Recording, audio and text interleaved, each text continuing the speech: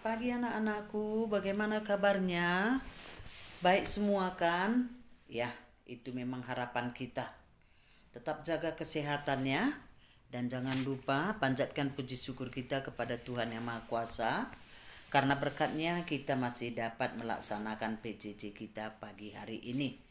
Sekarang buka halaman 51 bab 3. Menyusun cerita pendek. Itu kita bahas 2 minggu yang lalu. Juga mengidentifikasi cerita pendek dan menyimpulkan unsur-unsur cerita pendek atau cerpen. Itu sudah kita bahas.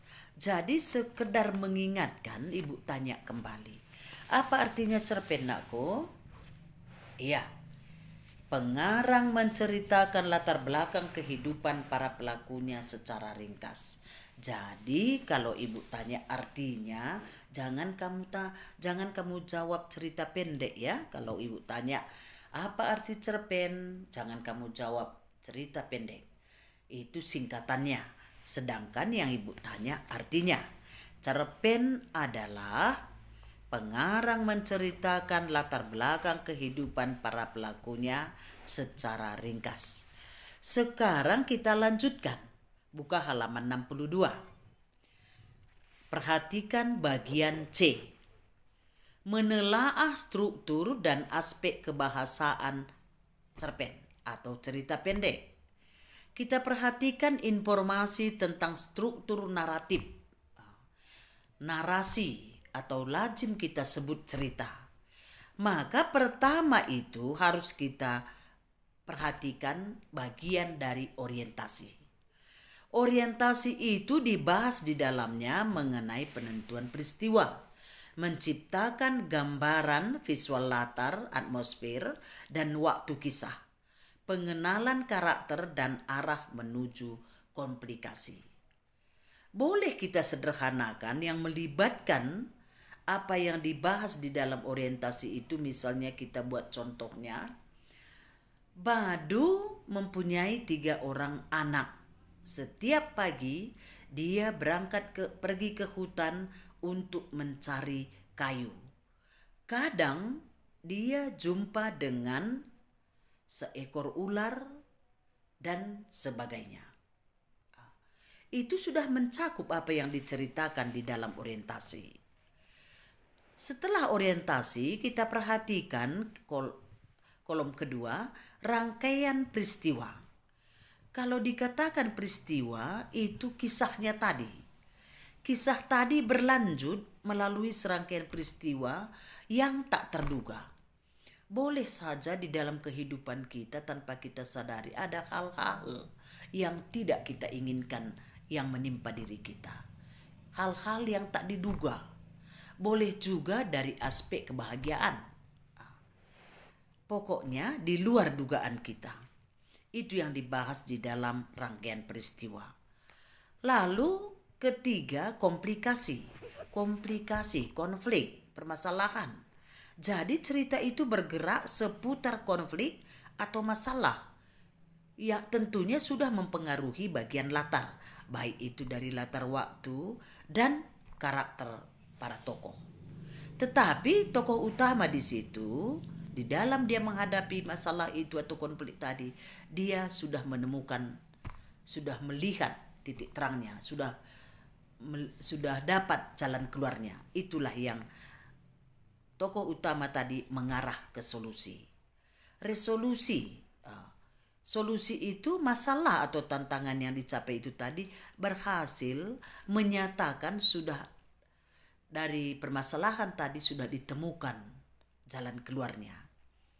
Kadang-kadang maka pengarang itu pada sudah ditemukan jalan keluarnya tadi, dia mengakhiri ceritanya. Lalu pada bagian orientasi, rangkaian peristiwa, komplikasi, dan resolusi, kita perhatikan grafiknya di bawah grafiknya. Dimulai dari orientasi, perhatikan tanda panahnya. Setelah orientasi, tadi dalam orientasi apa Ibu katakan yang dibahas? Iya, penentuan peristiwa itu menciptakan gambaran latar, juga pengenalan karakter yang menuju komplikasi. Maka setelah orientasi itu rangkaian peristiwa. Kita lihat tanda panahnya ada di atasnya komplikasi.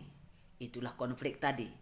Setelah peran utamanya menemukan solusi, maka kembali turun. Kita lihat tanda panahnya. Sekarang perhatikan halaman 63. Kegiatan satunya mengidentifikasi struktur cerpen. Tadi kita membahas tentang aspek kebahasaan cerita pendek. Di dalam paragraf dari cerpen yang berjudul Pohon Keramat, ada di situ 35 alinea. Berapa anakku? Iya, 35 alinea. Kita tadi membahas tentang struktur kebahasannya. Jadi kita perhatikan. Alinea pertama ataupun paragraf 1, 2, 3, 4 dan 5 kita lihat sejak saya ingat 5 di situ, maka rangkumannya itu 1 sampai 5 dapat kita katakan pada alinea kelima itu. Itu rangkuman paragraf tadi. Ataupun di dalam cerita kita sebut, sering ibu tugasi itu membuat sinopsis. Sinopsis itu namanya di dalam sastra, ringkasan itu di dalam tata bahasanya.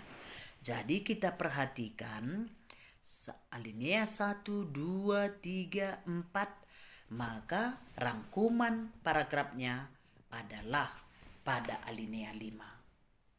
Untuk membuat sebuah rangkuman itu harus kita mengambil makna setiap paragraf. Lalu kita susun kembali dengan kalimat kita. Lalu kita perhatikan paragraf 6.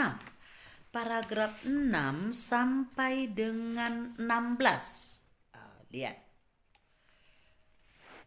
Di dalam paragraf 16 itu dapat mencakup semua apa yang dinyatakan mulai dari paragraf 6 sampai dengan paragraf 16. Jadi cukup paragraf 16 ini saja kita tuliskan rangkumannya. Begitu cara membuat rangkuman di dalam cerita. Selanjutnya perhatikan mulai dari 17, paragraf 17. Paragraf 17, kedamaian kampung dimulai itu. Sudah lihat semua? Oke. Paragraf 17 sampai dengan 20 kita perhatikan. Jadi cukup alinea 20 itu atau paragraf yang ke-20 itu saja itu mewakili mulai dari 17, 18, 19. Lalu 21 sampai 35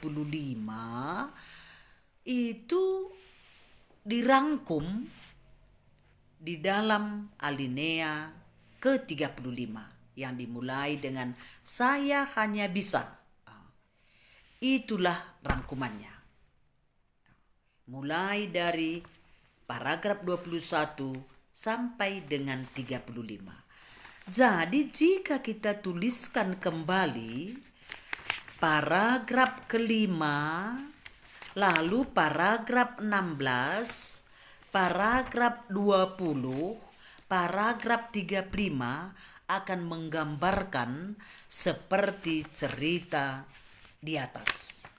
Yang berjudul apa tadi? Pohon Keramat. Iya. Sekarang kalau sudah paham, ibu tugasi. Buka halaman 79. Lihat semua? Oke, apa judulnya anakku? Iya, anak rajin dan pohon pengetahuan.